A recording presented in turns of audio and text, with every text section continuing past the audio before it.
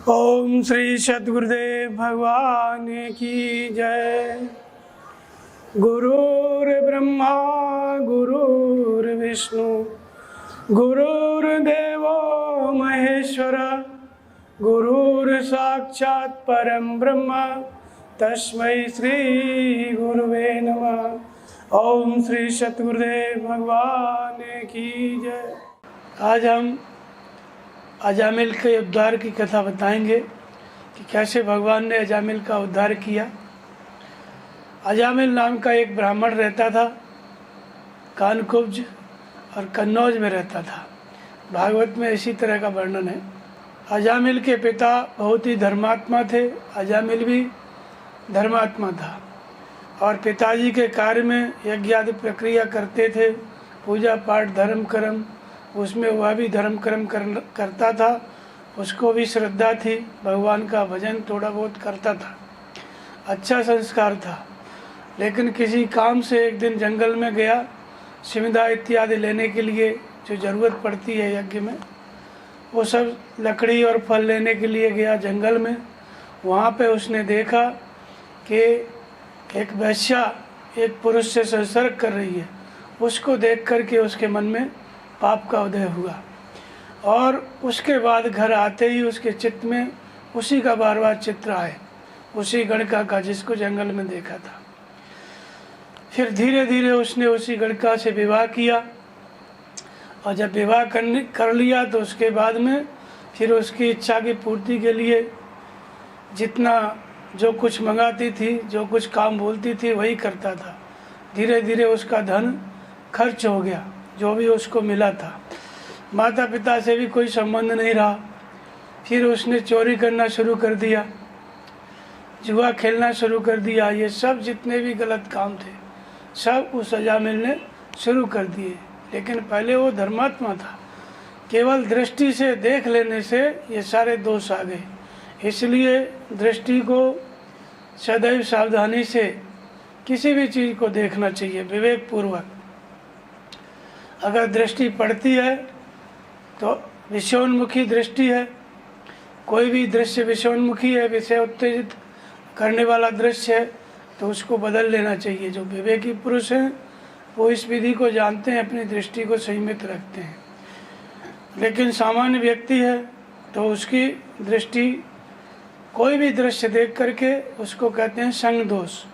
बार बार जब किसी दृश्य का चिंतन आता है तो वो अपने श्रेष्ठ साधन से, अपने आचरण से गिर जाता है। भगवान कृष्ण कहते हैं कि ध्यायते विश्वान पुरुषो संगस्ते सुपजायते संगात संजायते कामा कामात् क्रोधो उपजायते क्रोधात् भवति सम्मोह सम्मोहात् स्मृति भ्रम स्मृति भ्रंशात् बुद्धिनाशात् बुद्धिनाशात् प्रणश्यति। श्रेष्ठ साधन से पुरुष गिर जाता है।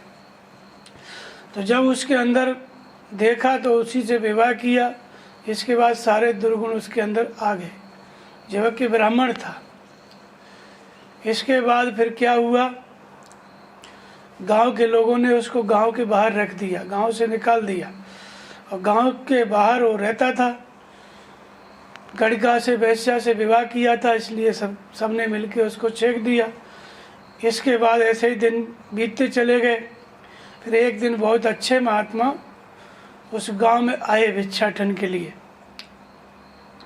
बहुत अच्छे महात्मा गांव में आए तो गांव के बाहर बालकों से पूछा कि यहाँ पर किसी वैष्णव का घर है, किसी भक्त का घर है जो भगवान का भक्त हो, तो हम उसके यहाँ भिक्षा करेंगे। तो बालकों ने विनोदवश जो है उसी अजामिल का घर बता दिया ताकि महात्मा परेशान हो जाए। महात्मा गए उसके घर पे, अजामिल के घर पे।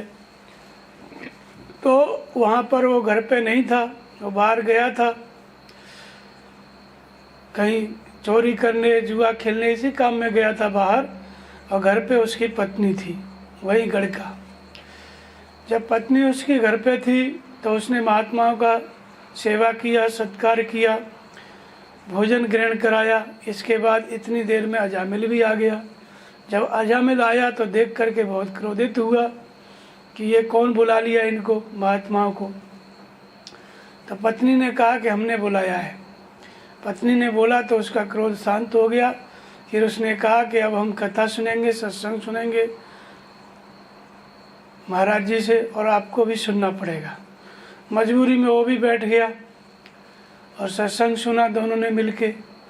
फिर सत्संग सुना, सत्संग बोल करके महात्मा लोग जो है जाने लगे, तो उन्होंने कहा कि हमको दक्षिणा चाहिए।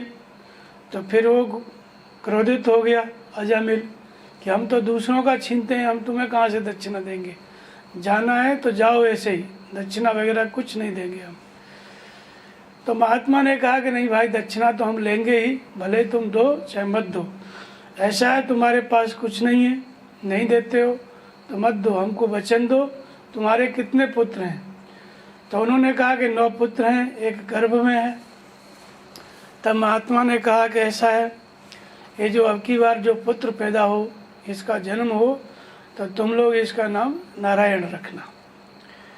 महात्मा सोचे कि ऐसे तो ये भगवान का नाम लेगा नहीं, बहुत पापी है, बहुत पाप किए हैं, लेकिन लड़के का नाम नारायण रख देंगे तो मजबूरी में इसको नारायण का नाम, भगवान का नाम लेना पड़ेगा। इस दृष्टि से जब पुत्र पैदा हुआ तो महात्मा की बात मानी, उसका नाम रख दिया नारायण। अब तो दोनों लोगों का बड़ा लगाव हुआ उस पुत्र से। जो अंतिम संतान होती है उससे माता पिता का लगाव होता है, सबसे छोटा था, लगाव हुआ। तो इसके बाद उसको जब भी कोई काम हो, नारायण ये काम कर ले, नारायण वो काम कर ले, दिन भर वो नारायण नारायण उसी के पीछे लगा रहे अजामिल। फिर धीरे धीरे पूरा समय बीत गया, उम्र हो गई, मरने का टाइम आ गया, 100 साल की उम्र। अब उसको घबराहट हुई कि अब तो मृत्यु आ गई। इतने में यमराज के दूत दिखाई दिए, उसको ले जाने के लिए आए, गला में बांध दिए फांस, यम की फांस। अब घबराने लगा अजामिल, हमने तो बड़े पाप किए। जब घबराया तो अपने पुत्र को पुकारा, नारायण बेटा बचाओ, बेटा नारायण आओ बचाओ, नारायण बेटा बचाओ। अब पुत्र तो पुत्र था, उसको क्या पता नारायण किसका नाम है, वो अपना कुछ नहीं बोला। लेकिन इतने में भगवान के पार्षद आ गए, भगवान के दूत आ गए उसको ले जाने के लिए। अब इधर यमराज के दूत खड़े हैं ले जाने के लिए, गले में फंदा डाल के, उधर भगवान के पार्षद आ गए। भगवान के पार्षदों ने कहा कि भाई इसको कहाँ ले जा रहे हो? तो बोले इसने बहुत पाप किए हैं, बड़ा पापी है, इसको हम नरक में ले जाके डालेंगे। तो भगवान के पार्षदों ने कहा कि नरक में क्यों डालोगे, इसने हमारे स्वामी का, हमारे भगवान का नाम लिया है, इसलिए तुम इसको नरक में नहीं ले जा सकते, इसको तो हम वैकुंठ ले जाएंगे। अब ऐसा संघर्ष दोनों में होता रहा।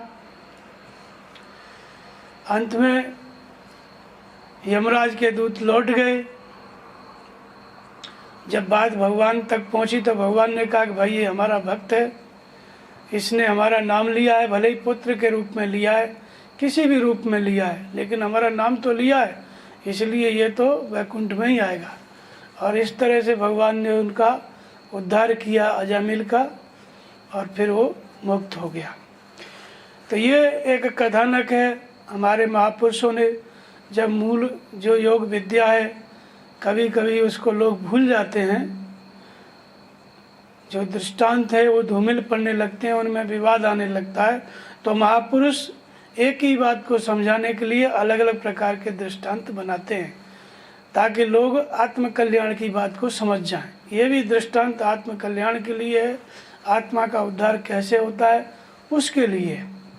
और पुराणों में जो बातें लिखी गई, कभी ये नहीं समझना चाहिए कि कभी ऐसा कोई ब्राह्मण था या इस तरह से नाम लेकर के उसका पुत्र का नाम नारायण रखा और उसका उद्धार हो गया। ऐसे कभी किसी का उद्धार नहीं होता है। लेकिन महापुरुषों ने ये अंदर की बात को समझाने के लिए इस तरह रोचक बनाया कि लोग ऐसा कर करके, ऐसा पढ़ के, इसको सुन करके अपना नाम ही रखेंगे तो थोड़ा बहुत तो भजन होगा ही, या किसी न किसी रूप में नाम लेंगे।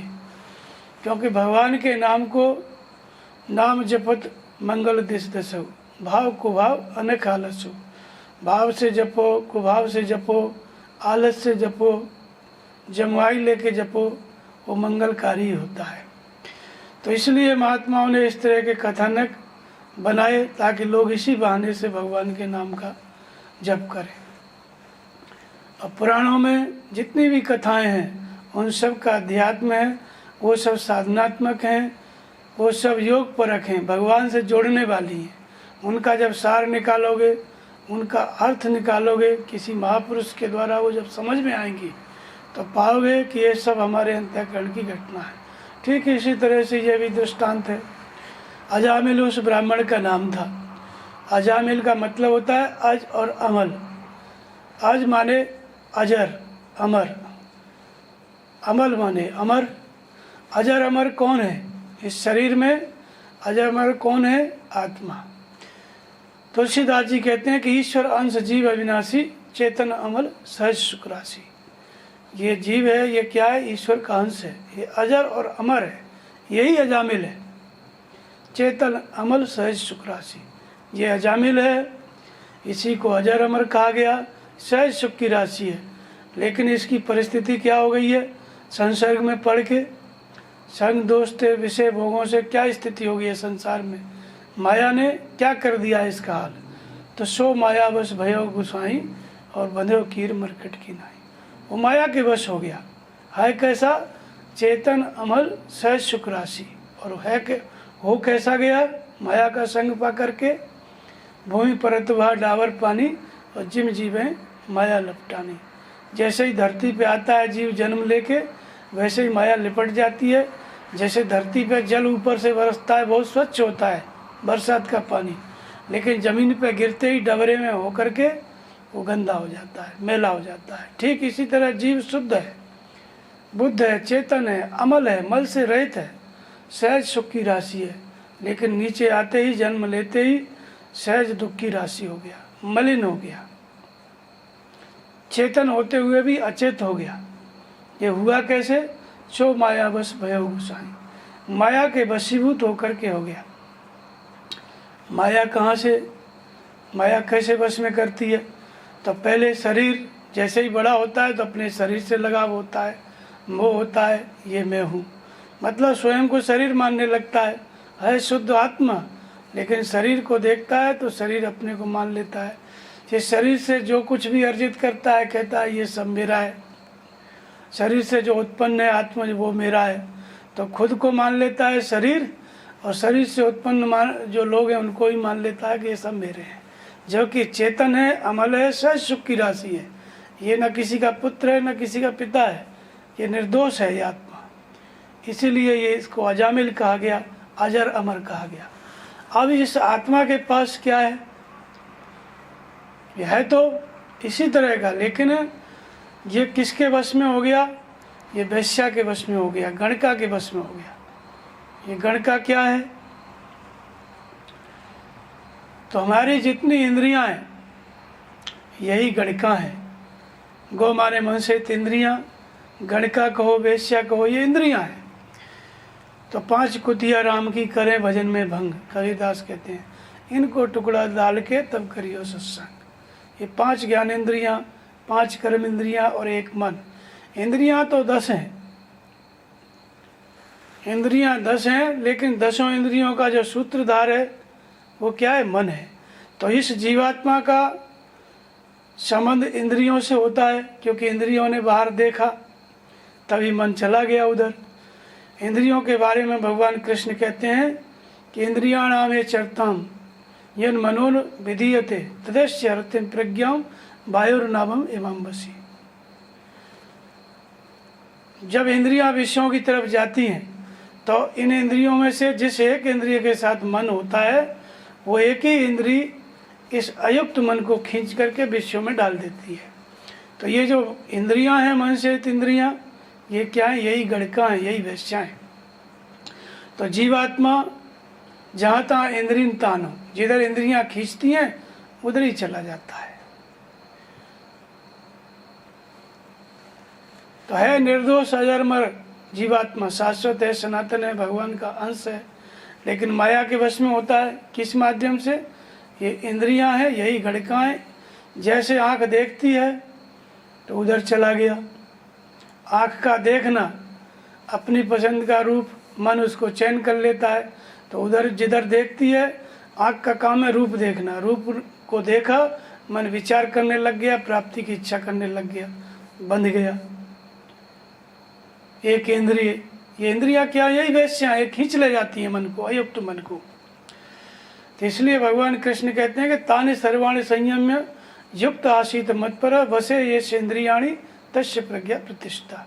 इसलिए तू संपूर्ण इंद्रियों का संयम कर, क्योंकि जिसकी इंद्रियां संयमित होती हैं उसी की बुद्धि स्थिर होती है, उसी का मन स्थिर होता है। तो ये इंद्रियां संसार से जुड़ी हुई हैं, विषयोन्मुखी हैं। जब ये विषयोन्मुखी हैं तो क्या होती हैं, यही वैश्या होती हैं, गणिका होती हैं।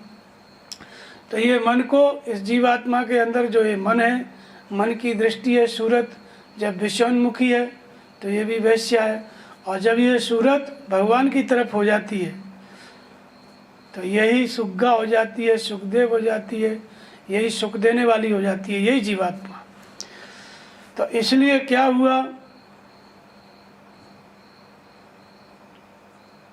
उसके संसर्ग से, इंद्रियों के संसर्ग से ये जीवात्मा विभिन्न प्रकार का भोग विलास करता है। और 10 इंद्रियों के 10 प्रकार के लक्ष्य हैं।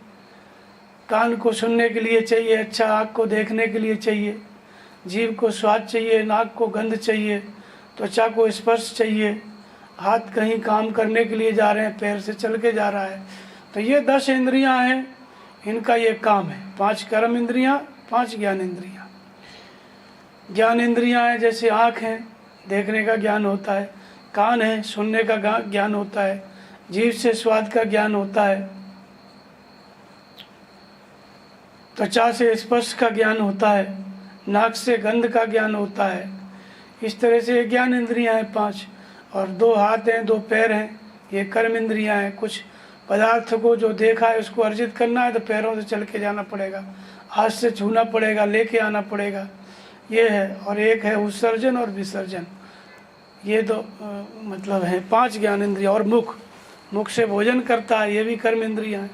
तो एक मुख है, 2 हाथ और 2 पैर। तो क्या है, हाथ, पैर, मुख और उत्सर्जन विसर्जन, ये जो है ये कर्म इंद्रियां हैं। तो ये 10 इंद्रियां हैं। ये 10 इंद्रियां अपनी विषयों की तरफ उन्मुख हैं, तो इस जीव को नाना प्रकार के दुराचरण में डाल देती हैं। किनकी इंद्रियों की चेष्टाओं को पूरा करने के लिए अच्छे बुरे भले बुरे कर्म करता है। और जब कर्म करता है तो इसके बाद इसको क्या होता है कि एकदम विषयोन्मुखी हो जाता है, नाना प्रकार के गलत काम करने लगता है। लेकिन क्या हुआ, एक समय आया कि महात्मा आए, अच्छे महापुरुष आए घर पे। तो जब अच्छे महात्मा कोई मिल जाते हैं, उनका संसर्ग मिल जाता है महात्मा का, तो जो विषयों में इंद्रियां विचरण कर रही हैं, विषयोन्मुखी हैं, वैश्या हैं, भले ही ये जीवात्मा उनके वश में है, लेकिन जब कोई महापुरुष आते हैं, वो सत्संग सुनाते हैं। महापुरुष कैसे मिलते हैं, तो पुण्य पुंज बिन मिले न संता, सत संगत संस्कृत कर अंता। अजामिल के घर पे महात्मा क्यों आए, क्योंकि बचपन में उसने पुण्य किया था, धर्म कर्म किया था। उसके पिता धर्मात्मा थे, वो भी पूजा पाठ करता था, कुछ न कुछ करता था, इसलिए उसी पुण्य से महात्मा उसके घर पे आ गए। यद्यपि बाद में वो दुराचारी हो गया, लेकिन फिर भी उस पुण्य के प्रभाव से संत उसके घर पे आ गए। और संत का मतलब कैसे संत होते हैं, सत्संगत संस्कृत करंता। पुण्य का पुंज साथ देता है तब संत मिलते हैं। तो पुण्य का पुंज साथ दिया, संत मिले। लेकिन संतों की विशेषता क्या है, सत्संगत संस्कृत करंता, उनकी संगत मिल गई, उनकी संगत ही सत्संगत है, वही सत्य की संगत है। और उनका काम क्या है, संस्कृत कर अंता। जो संस्कृत में जीव पड़ा हुआ है, इंद्रियां विषयोन्मुखी हैं, तो उधर विषयों में विचरण कर रही हैं इंद्रियां, उधर ही जीव भी भोग विलास में जा रहा है। तो ये विषयोन्मुखी जीव को जब महापुरुष मिल जाते हैं, सदगुरु मिल जाते हैं, उनकी पहचान हो जाती है। उनकी पहचान कैसे होती है, तो संत विशुद्ध मिले परते ही, और चितवै राम कृपा कर जाए। पुण्य का पुंज साथ देता है, संत मिल जाते हैं, महापुरुष मिल जाते हैं, लेकिन उन पर विश्वास कैसे होता है, चितवै राम कृपा कर जाए। जब भगवान सीधी कृपा करते हैं तब उन महापुरुष में, संत में विश्वास होता है। भगवान कृपा क्यों करेंगे? तो मन क्रम वचन छोड़ चतुराई, भजत कृपा करिए रघुराई। जब मन क्रम वचन से एक परमात्मा के प्रति श्रद्धा हो जाती है, एक परमात्मा का जब भजन करने लगता है हृदय स्थित ईश्वर का, तो भगवान कृपा करते हैं। तो संत, विशुद्ध संत खोज के दे देते हैं। संत मिल गए तो फिर वो विधि जागृत हो जाती है, जिससे संस्कृति का अंत होता है, जिससे विषयोन्मुखी प्रवाह का अंत होता है। इंद्रियां अपने विषयों को छोड़ देती हैं। ऐसे संत मिल जाते हैं, वो विधि जागृत कर देते हैं। यही बात यहाँ पर हुई। जो अजर अमर जीवात्मा है अजामिल, उसको क्या हुआ? जब संत मिल गए, सदगुरु मिल गए, तो लड़का हुआ। उसका नाम क्या रखा? नारायण। तो लड़का का मतलब होता है लौ रूपी लड़का। लौ जागृत हो गई। किसके प्रति जागृत हो गई? नारायण के प्रति। ये पंखा बंद कर। उसका नाम क्या रखा? नारायण। नारायण के प्रति, भगवान के प्रति क्या हो गई? लगन जागृत हो गई। अब लगन जागृत हो गई। नारायण क्या है? नर प्लस अयन। नर के अंतराल में, अयन माने घर, जिसका घर नर के अंतराल में है। नर माने मनुष्य शरीर, मनुष्य के हृदय देश में जिसका निवास है, इसलिए क्या है? नारायण। इस अयन में, इस हृदय में जिसका निवास है, इसलिए नर के हृदय में जिस परमात्मा का निवास है, इसलिए उसका एक नाम क्या है? नारायण। तो नारायण उसी हृदय स्थित ईश्वर का नाम है, जिसका नाम ओम है, जिसका नाम राम है। तो जपने का नाम क्या है? ओम ही है। ये तो कथानक महापुरुषों ने बताया। उसमें एक कथानक कहानी बताई, तो नारायण नारायण कह के उसमें बताया। लेकिन नारायण का मतलब होता है जो नर के अंतराल में रहता है, उसको क्या कहते हैं हम? ओम। ओम माने वह परमात्मा, आम माने आप स्वयं, जिसका निवास आपके हृदय में, आपके अंदर है, इसलिए उसका नाम क्या है? ओम। जपने का नाम ओम ही है। अब तो जब पुत्र पैदा हो गया, उसका नाम नारायण पड़ गया। इसका मतलब होता है लगन जागृत हो गई। लोही लड़का है। जब लगन जागृत हो गई, किसके प्रति? नारायण के प्रति, जो हृदय में जो ईश्वर रहता है उसके प्रति। लेकिन हृदय स्थित ईश्वर की पहचान और उपदेश कहाँ से मिला? सदगुरु से। सदगुरु कौन होते हैं? जिनको शब्द की पकड़ है, जिनको भगवान के मार्गदर्शन, भगवान जो बोलते हैं उस भगवान के बताए हुए शब्द की, भगवान की वाणी की जिनको पकड़ है, ये ऐसे महापुरुष क्या होते हैं? वही संत होते हैं, वही सदगुरु होते हैं। और इन्हीं को देवऋषि नारद भी कहा गया है। तो कहीं कहीं आता है नारद जी ने उपदेश दिया। तो जिनको नाभि कमल की ध्वनि की, शब्द की, भगवान के शब्द की पकड़ है, ऐसे महापुरुष, उन्हीं को सदगुरु कहते हैं।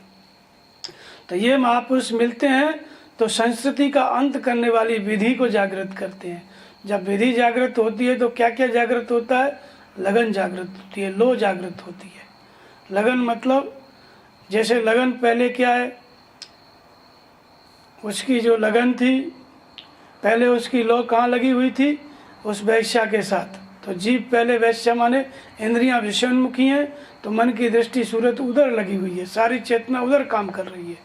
किसी को नहीं जानता है कोई संत। लेकिन जब कोई महापुरुष मिल गए, हृदय स्थित ईश्वर में विश्वास हो गया, उस नारायण में, तो उसके प्रति लो जागृत हो जाती है। जो लो जागृत हो जाती है, उसी लो को ही लड़का कहते हैं। भगवान के प्रति, नारायण के प्रति लगन जागृत हो गई, तो नारायण नाम का लड़का हो गया। न कि बाहर कोई नारायण, बाहर तो कोई कितना भी नाम रखे, सभी नाम रखते ही हैं, लेकिन किसी का नाम राम है, किसी का नाम श्याम है, और मरते समय लोग पुकारते ही हैं राम और श्याम को। तो इसका मतलब नहीं है कि उसका उद्धार हो जाएगा, ऐसा नहीं होता है। भगवान कृष्ण कहते हैं कि यम यम वापी स्मरण भावम त्यजन्ति अन्ते कलेवरम तम तमेवेति कौन्तेय सदा तद्भाव भाविता अंत काले च मामेव स्मरण मुक्ता कलेवरम यह प्रयाति स मद्भाव यत नास्त्रेत संशय। अंत काल में जो मेरा स्मरण करता हुआ देह का त्याग करता है, वो मेरे स्वरूप को प्राप्त होता है। तो भगवान कहते हैं तो बड़ा सस्ता सौदा, जीवन भर कुछ भी करें और अंत समय में मरने लगें तो भगवान का नाम स्मरण करें, लेकिन ऐसी बात नहीं है। यम यम वापी स्मरण भावम त्यजन्त्यन्ते कलेवरम तम तमेवेद कौन्तेय सदा तद भाविता।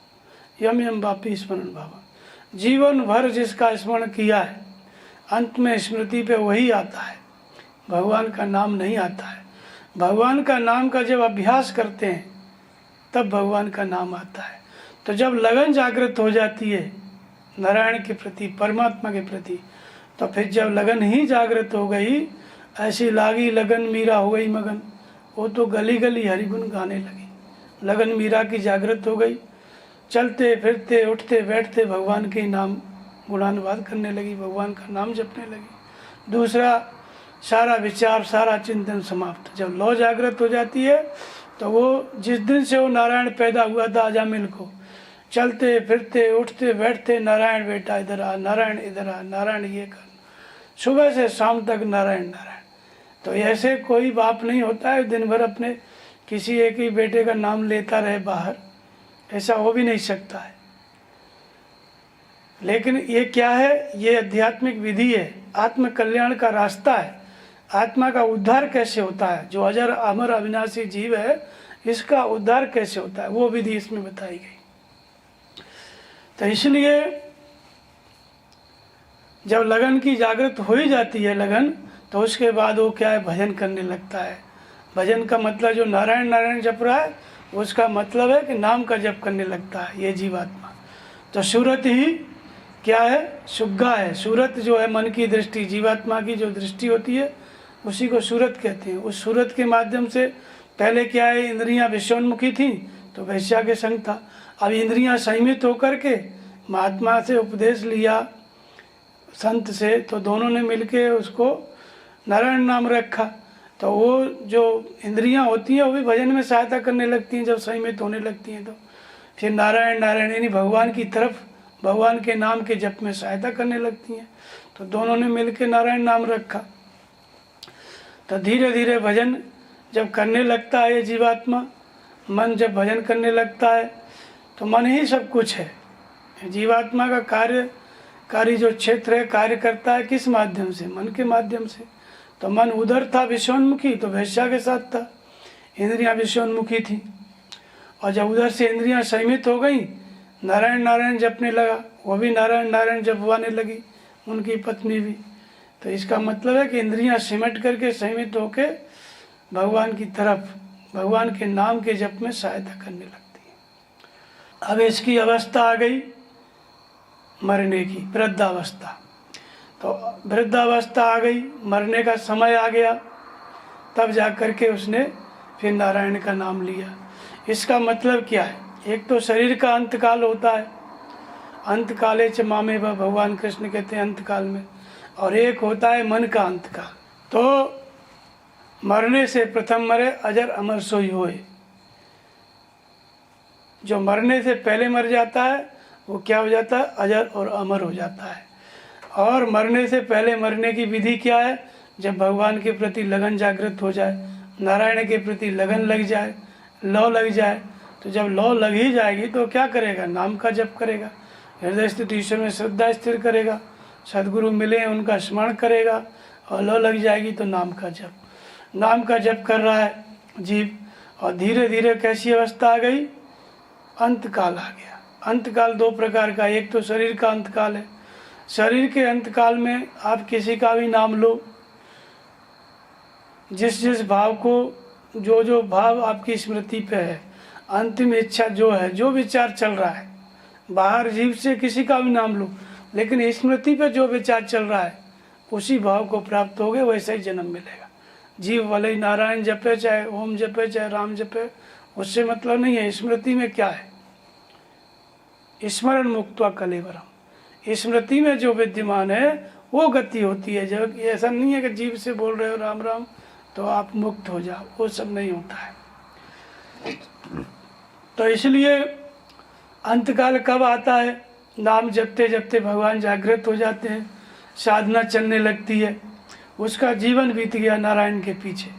जीवन बीतने का मतलब होता है आराधना करते करते, ध्यान करते करते, पहले बेकरी से नाम का जप किया, फिर मध्यमा से किया, फिर पश्यंती से किया, पश्यंती में श्वास में सूरत को लगाया, श्वास अंदर गई तो ओम, बाहर आई तो ओम। फिर परावाणी की अवस्था आई, जब परावाणी की परिपक्व अवस्था आ जाती है तो ये भी इसी अवस्था में जाकर के मन का अंत होता है। तो विवेकी संत मन का जो अंत कर देते हैं वो विवेकी संत होते हैं। तो मन का अंत, जो मन का अंत काल है वही वास्तविक मृत्यु है और वही अंत समय है। तो इसके भी क्या है, मन के विलीनीकरण का समय आ गया। तो अभ्यास करते करते ऐसी अवस्था आ गई तो मन एकाग्र हो गया, और एकाग्र मन भी जब विलीनीकरण हो जाता है, वो विलय होने की स्थिति में आता है, तब वो किसका स्मरण करता है, भगवान का। क्योंकि भगवान का नाम जपते जपते ही मन का निरोध हुआ, मन एकाग्र हुआ।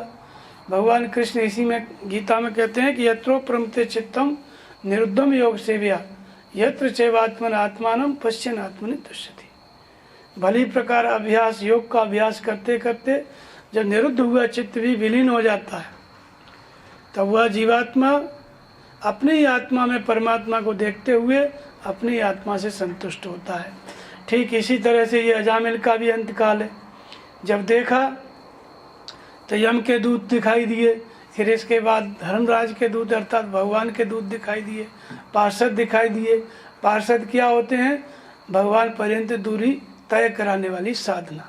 जब भगवान पर्यंत दूरी तय कराने वाली साधना पराकाष्ठा पे पहुंच जाती है तो भगवान की प्रत्यक्ष अनुभूति होती है, ज्ञान होता है। सोई जाने जे देव जनाई, जानत तुम्हें हो जाए। साधना शुरू से कर रहा था, लेकिन उसकी प्रेरणा में, भगवान की प्रेरणा से चलते चलते ऐसी स्थिति आ गई कि भगवान के दूत आ गए। भगवान से मिलाने वाला जो ज्ञान है, पराकाष्ठा वाला, पराभक्ति इसी को कहते हैं, उस अवस्था में पहुंच गया। कल्याणकारी सूत्र पराकाष्ठा में पहुंच गया। कल्याणकारी सूत्र माने साधना, साधना करते करते मन पराकाष्ठा में पहुंच गया। पराभक्ति इसी को कहते हैं, इसी को ज्ञान कहते हैं। प्रत्यक्ष अनुभूति भगवान की हो गई। जब प्रत्यक्ष अनुभूति होती है तो यमराज के जो दूत थे वो भाग गए और भगवान के दूत उसको ले गए, अर्थात जो काल का फंद था वो कट गया। जैसे ही ज्ञान हुआ, ज्ञान मोक्ष प्रद वेद बखाना, जैसे ही अनुभूति हुई वैसे ही मुक्त हो जाता है। किससे मुक्त हो जाता है, काल के बंधन से। इसलिए यमराज के दूत उसको नहीं ले गए, भगवान के पार्षद ले गए। तो ये विधि है एक प्रकार की, इसी को साधना कहते हैं। साधना की विधि इस माध्यम से, इस कथानक से बताई गई, क्योंकि जीवात्मा ही अजर अमर है और इसकी जो मन की दृष्टि है सूरत, ये सूरत यदि विषयोन्मुखी है, इंद्रियां विषयोन्मुखी हैं तो विषयोन्मुखी है। तो ये वैश्या के साथ विवाह करके बैठा है ये जीवात्मा, इंद्रियां ही वैश्या है, अनेक अनेक प्रकार के विषयों को भोगती हैं। मन ही भोगता है, मतलब इंद्रियों के द्वारा। लेकिन जब कोई महापुरुष मिल गए तो लगन जागृत हो गई, तो भजन में लग गया। भजन में लग गया तो चलते फिरते उठते बैठते ओम ओम, नारायण नारायण कहा गया, इसका मतलब ओम ओम या राम राम, किसी भी नाम का जप वो अपना चलता रहता है। और धीरे धीरे लौ इतनी लग जाती है कि भगवान की प्रत्यक्ष अनुभूति हो गई, भगवान के पार्षद आ गए। जैसे ही प्रत्यक्ष अनुभूति हुई वैसे ही यमराज का फंद कट गया, काल पर विजय प्राप्त हो गई, वो वैकुंठ को, परम धाम को चला गया। अर्थात इस शरीर के रहते रहते वो जीवात्मा मुक्त हो जाता है। यही विधि है आत्मा के उद्धार की। बोलिए श्री सद्गुरुदेव भगवान की जय।